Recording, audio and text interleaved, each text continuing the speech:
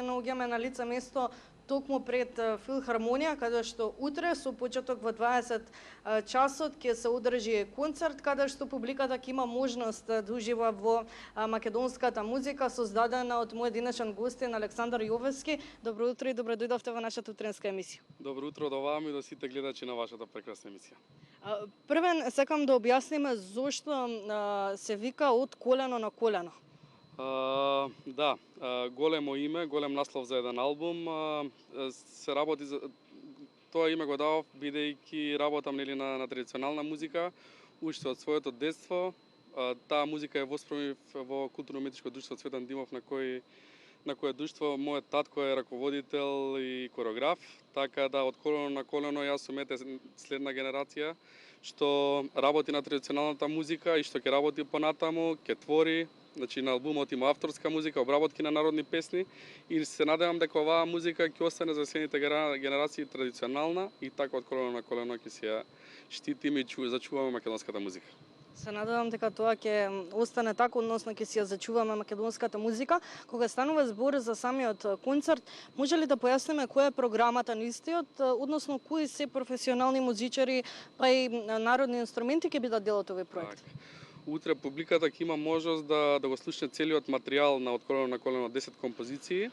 Меѓутоа ќе има и специјални гости, едно состав од Монисар, на кој сум и музички лидер, и овој концерт го замислував и они со мене да застанат покрај тоа што е солистички нормално со мене на сцената.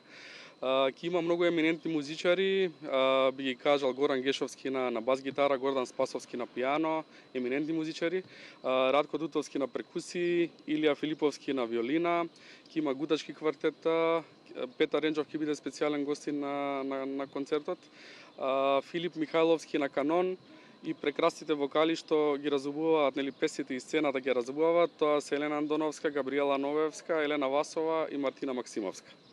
Пред да започнеме со разговорот, ми напоминавте дека има голема заинтересираност, зборувам во однос на билетите, па каде можат сите оние кои што моментално не гледаат, да се заинтересирани, да се здобиат со билетите и да присуствуваат на овој концерт? На мое големо задоволство, има огромна заинтересираност за овој настан.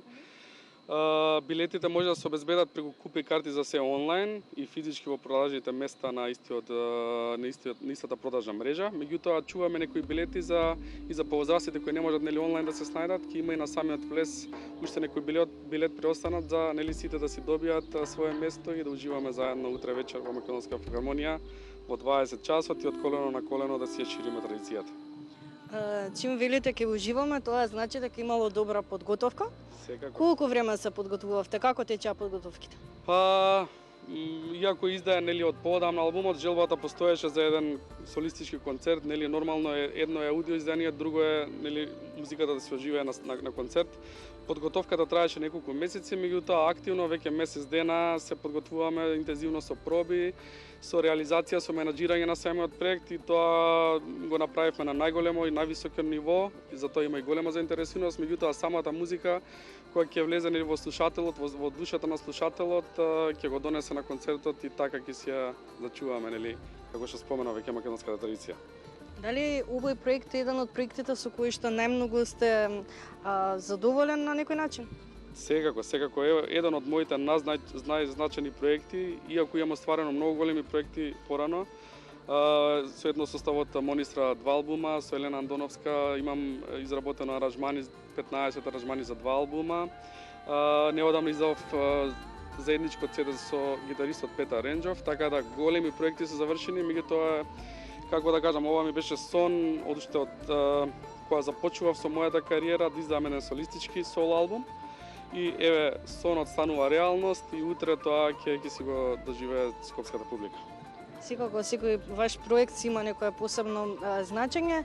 За крај сакам да напоминаме кој е она времетраење на самиот концерт и дали на вакви концерти, со оглед на тоа дека всушност на некој начин и целта е да се зачува македонската музика, присуствува помладата публика или само повозрастните генерации ги има во поголем број? Така, времетраењето на концертот ќе биде околу час и 15 на минути, доволно за да се искаже уметникот и да си ја пренесе музичката енергија према публиката.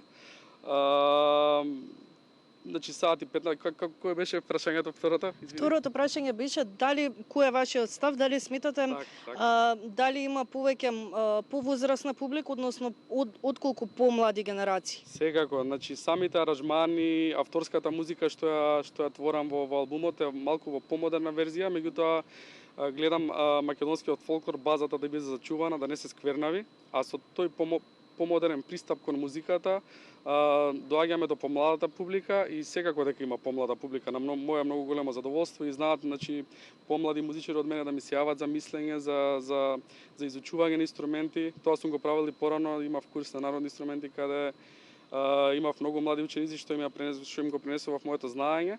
Така да многу се радувам што младата популација почува да ја следи и се повеќе да изучува македонската изворна музика. Ви благодарам многу за разговорот. Еве кога ја напоменавме младата публика, можеби јас ако имам слободно време ќе бидам дел од овој концерт. Ќе ми биде драго да дојдете и да слушате за каков светски проект се работи. Ви благодарам уште еднаш.